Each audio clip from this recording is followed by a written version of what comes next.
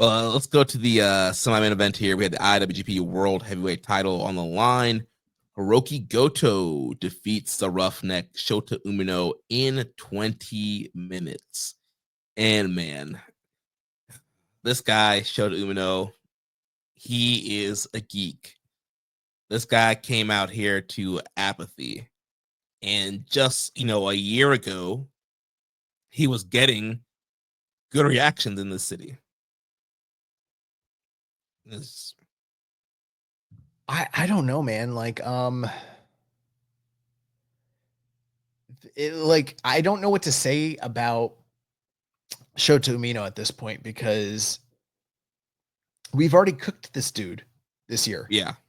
Like, we cooked him before the Dome for not deserving to be booked in the Dome and the poor build. We cooked him when he fucking fumbled the bag in the Dome.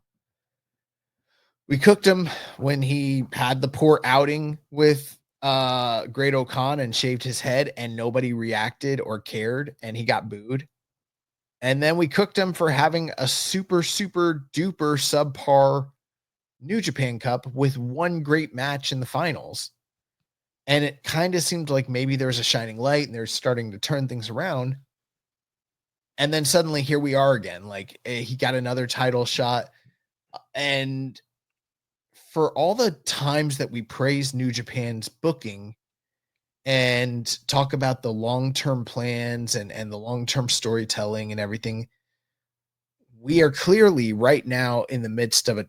We've been saying this for a few years now. So maybe, I don't know, maybe we're not in it. But what I'm saying is it's felt like we've been in a transitionary period, right? With all these young guys and the turnover in talent and the sort of adjustment of the styles and almost kind of the ethos of the company. But now we're a couple years in and it's starting to feel like there's definitely growing pains to be had in the midst of a period like that.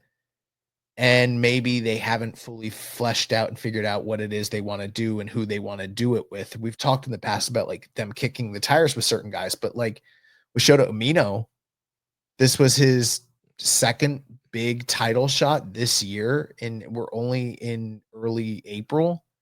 Yeah.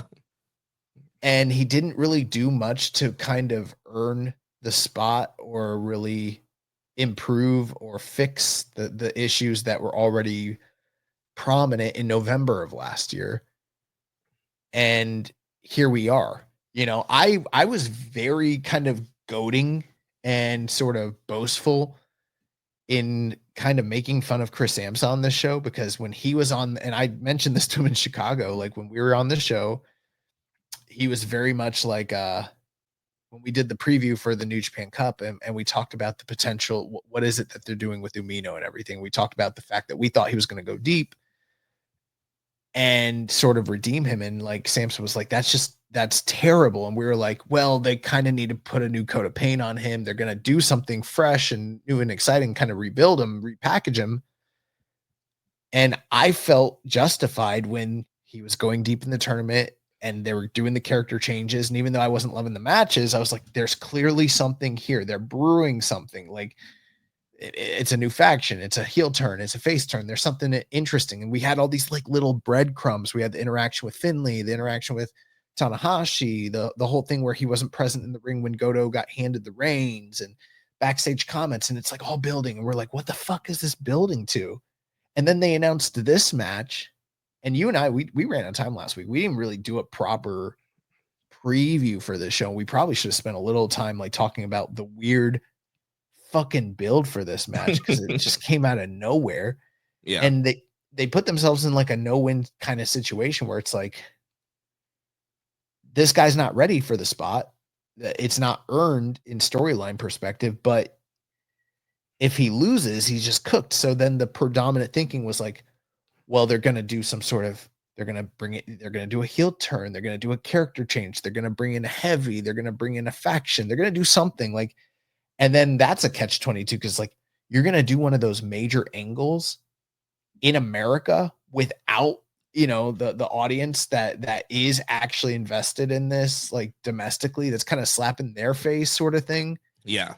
So there's just so many like prevailing and different viewpoints and feelings about all this.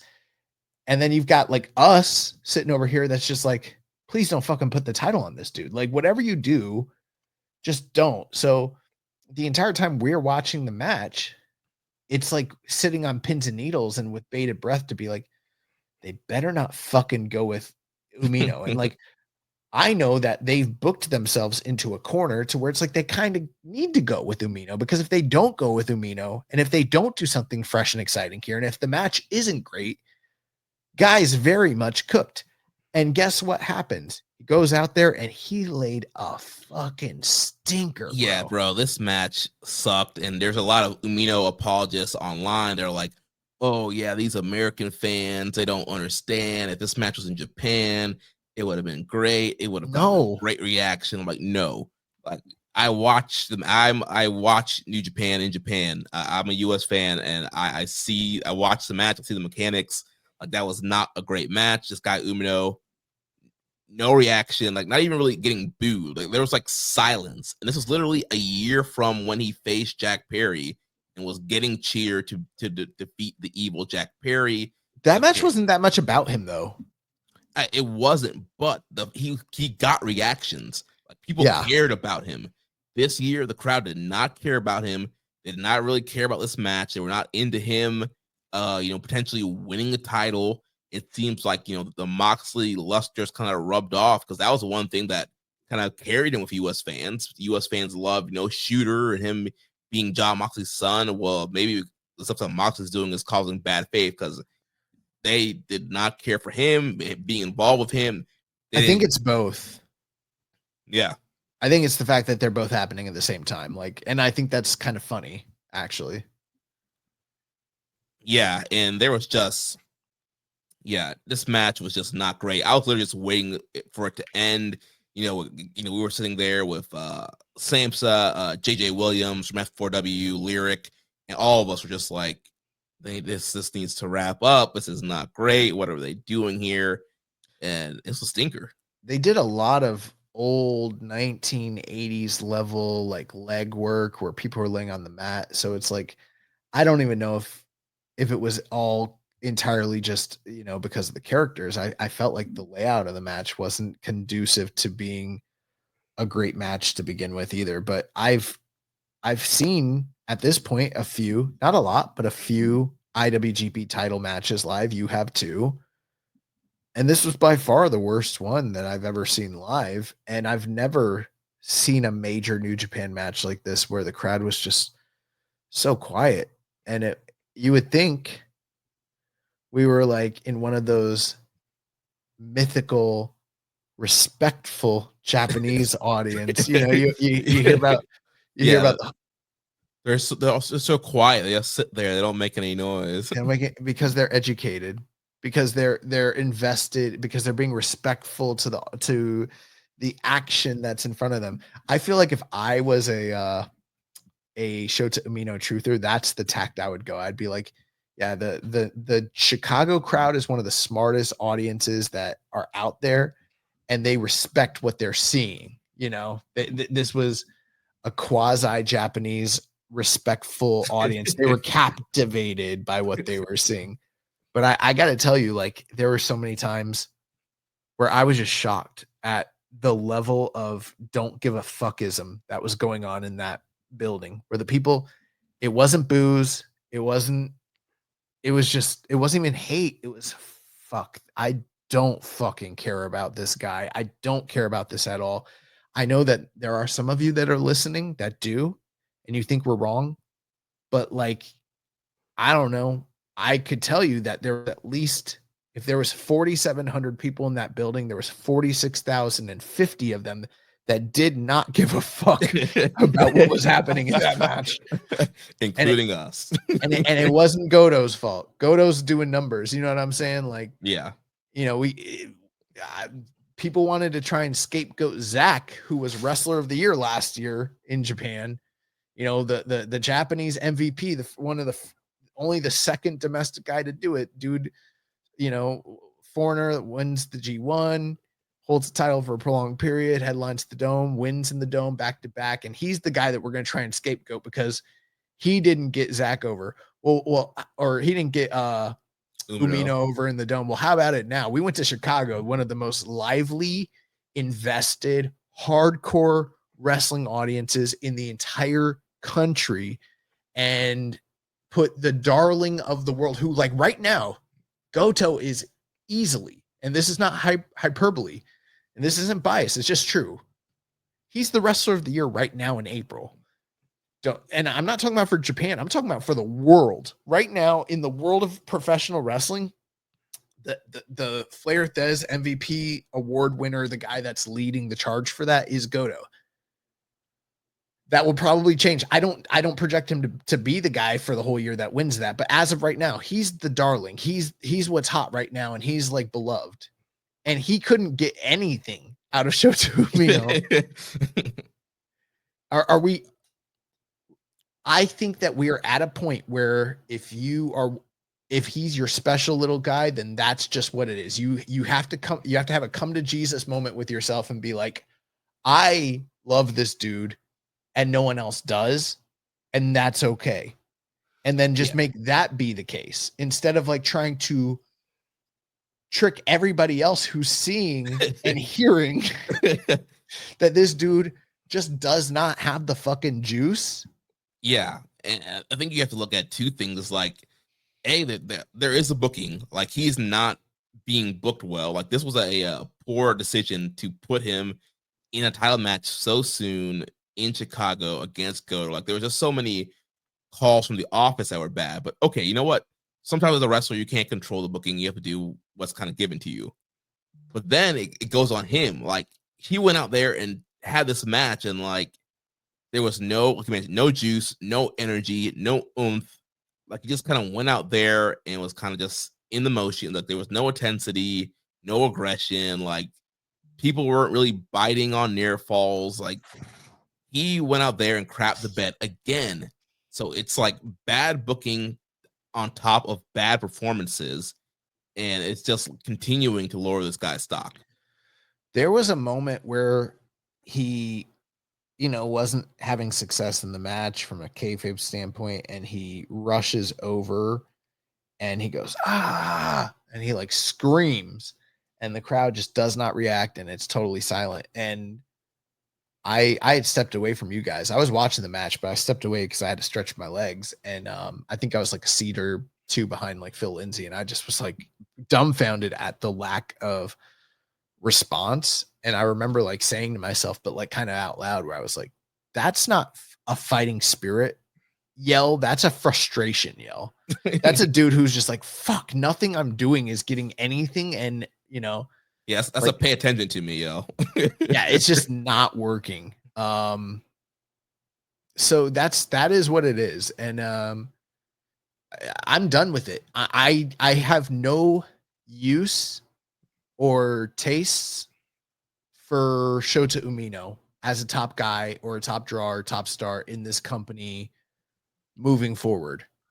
This would be like, I don't know if I actually can't think. And I know we talked extensively the other week. I pulled up Cage Match and I talked about all the major matches he's had, the ones that hit, the ones that didn't hit, and everything like that. But like, I just can't think of how many other people have ever been given this many opportunities and failed and continue to get those opportunities in this company. Like, it just doesn't happen. And that's why like those kind of, you hear about them. If you're listening, or if you're talking to the right people, like the rumors about, the nepotism and the frustration from other stars because of that, they start to ring louder and truer to me, because I'm like, how many times can this guy possibly fucking fail and the company are just going to double down? But I will say this, and this is the important thing that we do have to remember.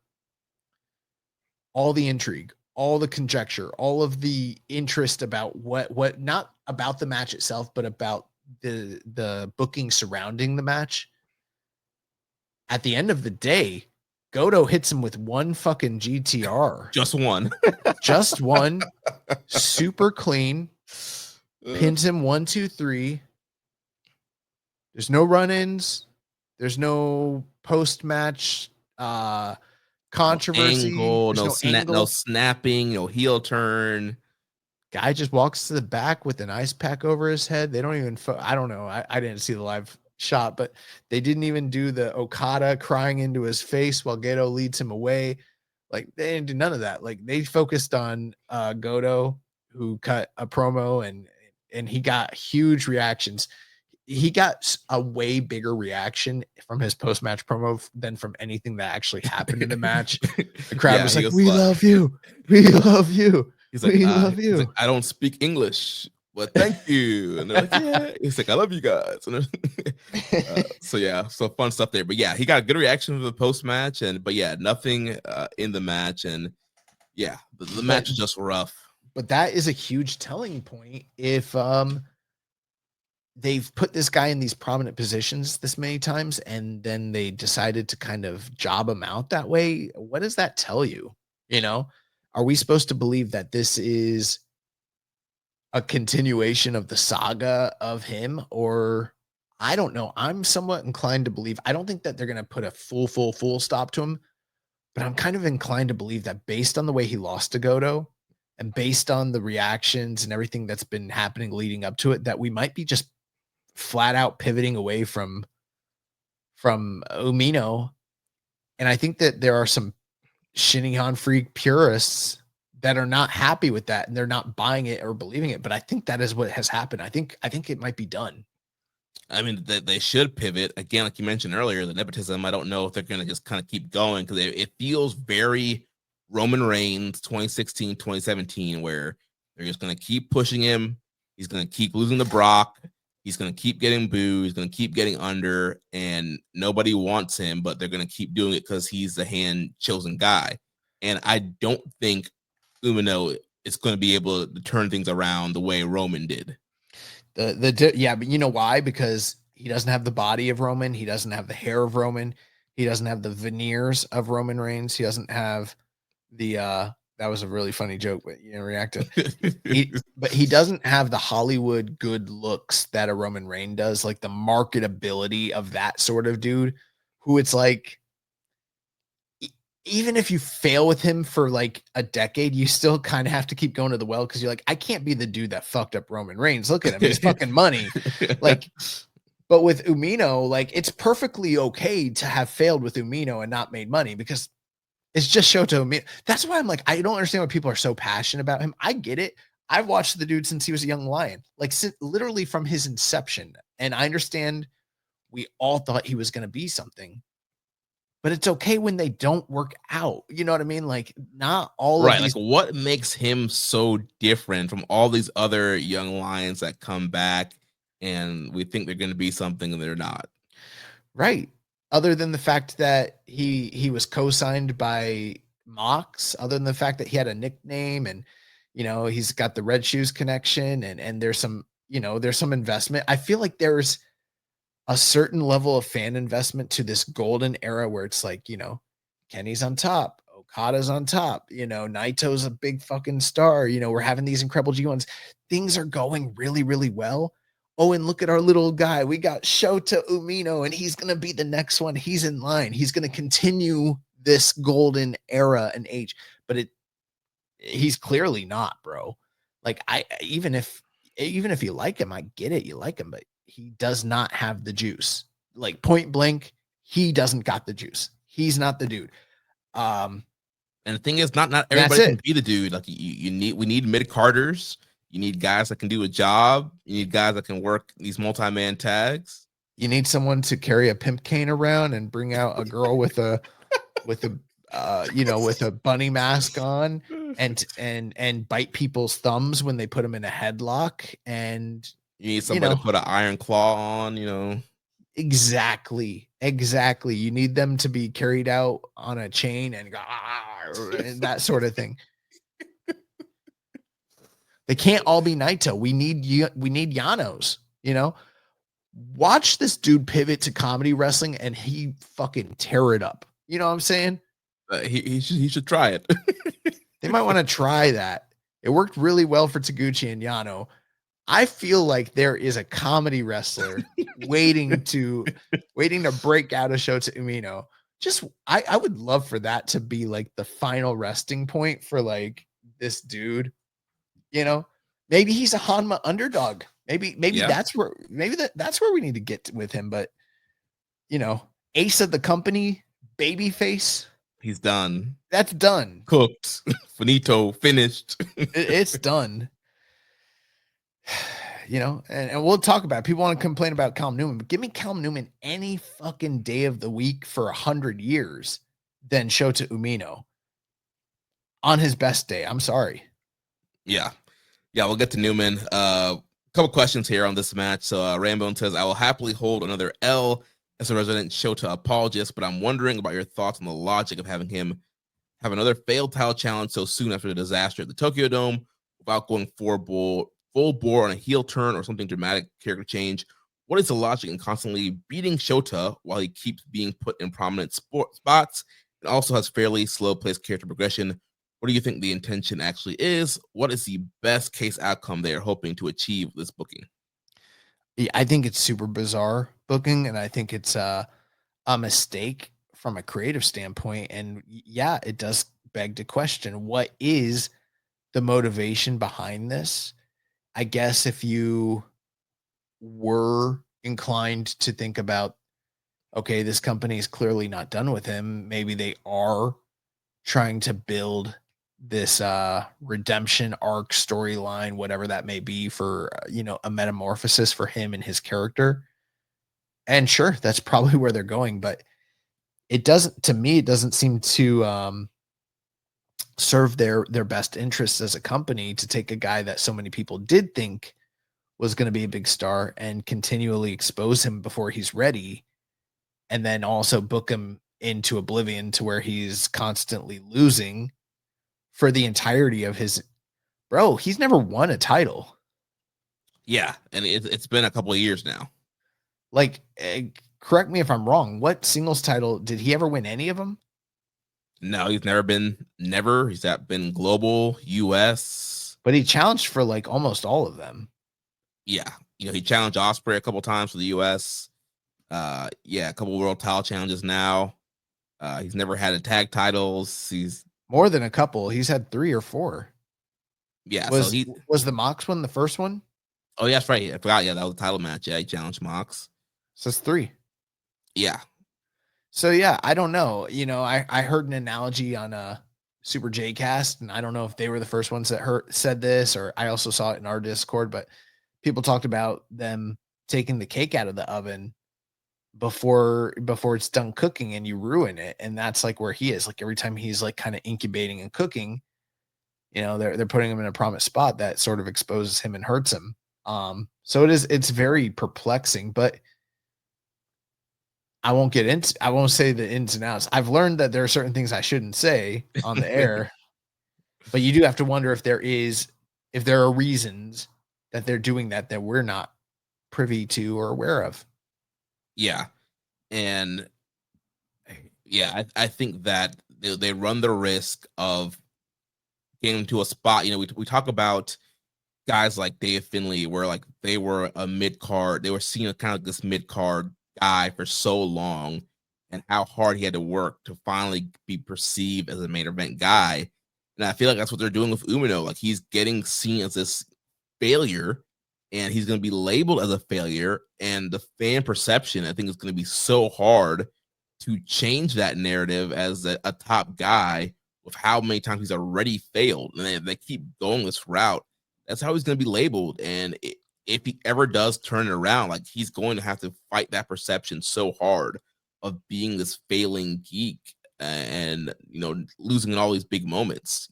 And it's been a while now. He should be winning some big matches now. Goto was able to do it, but he had to be fucking great for 20 years. Right. And that's the difference. Like I get, like we said, the booking is one thing. If they were booking him to lose, we can go in a little bit harder on the booking. He's also not having the great performances. Like Goto's had the great performances. All those New Japan Cup finals, several never title matches, big title matches. Like Goto was great and had the matches. Umino is not having those performances. Yeah, let me let me simplify what you just said. It'd be one thing if he had bad booking and was great, but he's having bad booking and he's also not good.